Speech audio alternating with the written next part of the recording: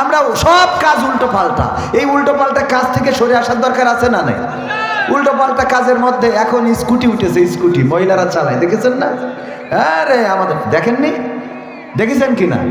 আমাদের খুব রাগ হয়, হ্যাঁ মেয়ে মানুষ স্কুটি চালাচ্ছে, আরো কত কি দেখবো। এইগুলো নিয়ে আমাদের নেগেটিভ মন্তব্য আছে না নাই? কথা কয় না, আছে না নাই? অথচ আমি চিন্তা করি আমার স্ত্রী ইমার্জেন্সি এখন মনিরামপুর যাইতে হবে, তো যদি যাইতে হয় আমি বাড়ি নেই, কোনো না কোনো একটা বাহন ব্যবহার করা লাগবে, লাগবে না? লাগবে না? ইজি বাইক একটা যাচ্ছে, সামনের সিট বুক, সামনের যে ওই যে পিছনের ওখানে ড্রাইভারের পিছনে যে সিট থাকে সেটাও বুক, বা ওই সিটে মনে করেন দুইজন বসেছে আর একজনের জায়গা আছে, অথবা পিছনেরটাই দুইজন বসেছে একজনের জায়গা আছে। এখন আমার স্ত্রীর ইমার্জেন্সি যাইতে হবে, ওইটি চড়া উপায় আছে? তো ভাইয়ের সাথে চললো, ভাইয়ের সাথে হ্যাঁ আছে না নাই? আচ্ছা স্কুটি একটা যদি চালাই বাজারে যাই মনিরামপুর, কারোর সাথে ঘষা খাইলো, তো কোনটা উপকার? ইজি বাইকে চললে অসুবিধা নেই, স্কুটি যদি ঘষা ঘষি করে ওইটা যায় না। কথা কয় না? এই জাতীয় নেগেটিভ চিন্তা আমাদের এইগুলো থেকে সরে আসতে হবে। আগে আকল খাটাবেন। কি খাটাবেন?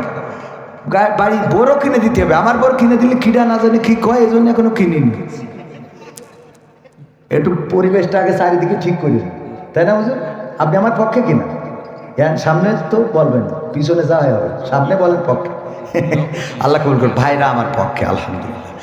এই যে এটা কেন বললাম, আমাদের মাইন্ডটা চেঞ্জ করা দরকার। মাইন্ডটা চেঞ্জ করলে পরিবেশ, আপনি মেয়েকে হাফেজা বানাবেন, কোনো আপত্তি নাই, মুফতি পড়াবেন, কোনো আপত্তি নাই, আলেমা বানাবেন, কোনো আপত্তি নাই, অবশ্যই এটা করতেই হবে। পাশাপাশি অন্তত 3টা মেয়ে থাকলে একটা ডাক্তারি পড়া। কথা কয় না কেন? এখন আমার হুজুরির বউ পর্দা 100% পর্দা করে, সিজার করতে হবে, ডাক্তার মকসেদ নিয়ে ছাড়া তো উপায় নেই। উপায় আছে তো? 100% পর্দা, এক বাচ্চা হতে যাই তো দুনিয়া সব দেখায় ঠিক চলে আসে। এই সত্য বলছি না মিথ্যা বলছি? তো সব আলেম বানালেন, ডাক্তার তো পড়াচ্ছে সব হিন্দু, বৌদ্ধ, খ্রিস্টান, এইগুলো যারা ওরা গুরুত্ব, হিন্দুরা তো আর আলেম হতে আসে না, আসে? ওরা তো আর মাওলানা মুফতি হতে আসে না, আসে? তো ওরা কি করেছে দেখলো, আমাদের তো আর হাফেজ টাফেজ হওয়া লাগবে না, তো আমরা এই ডাক্তার হই। দেখবেন বড় বড় ডাক্তার হিন্দু, খেয়াল করি দেখে। এরপরে শুধু তাই না, আরো তো বাংলাদেশের ডাক্তার কইছে যে তোমার তেজ মারা সারা, এবার যা মনে চাই খাও।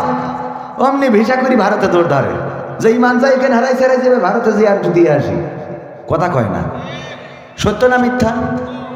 বাংলাদেশের ডাক্তার যদি মুসলমান ডাক্তার বলি দেয় যে তোর আবুল হায়াত শেষ আর বাঁচবি নেই, তারপরেও চিন্তা করে একটু ভারতে যাই দেখি ওখানে যাই কি করা যায়। ওখানে যাইয়ে না নামাজ পড়ার জায়গা আছে, না সামনে সিজদায় দাঁড়াবেন তাও মূর্তি, সেখানে যাইও মোটামুটি আজ যেটুকু ইমান ছিল ওটুক দিয়ে চলে আসে। তাহলে তুই একটা ভালো ডাক্তার, একটা হাফেজে কোরআন, আমাদের এখন তো জেনারেল শিক্ষা হয়েছে, আমার আকিজ কলেজিয়েট স্কুলে ডাক্তারও পড়ে আবার কোরআনের হাফেজও হয়। আপনারা দেখেছেন আকিজ কোরআনের হাফেজ কিন্তু জেনারেল, মানে মাদ্রাসায় পড়া না, আবার কোরআনের হাফেজ, ম্যাট্রিক পাস করতে করতে হাফেজে কোরআন। তার মানে আমি মাদ্রাসার বিরুদ্ধে নিরুৎসাহিত করছি না, অবশ্যই পড়াবেন, কিন্তু এগুলোকে আমাদের মাইন্ড সেট আপটা চেঞ্জ করতে হবে যে এইটা ওর মেয়ে ডাক্তারি পড়ছে, নষ্ট হয়ে গেছে। কেন নষ্ট হয়েছে? ও ডাক্তারি পড়ছে তোর পরিমাণ রক্ষার জন্য। কথা কয় না? কারণ তা না হলে তো পর্দা তরক হয়ে যাবে। আল্লাহ আমাদের সহিহ সমাজ দান করুন, বলেন আমিন।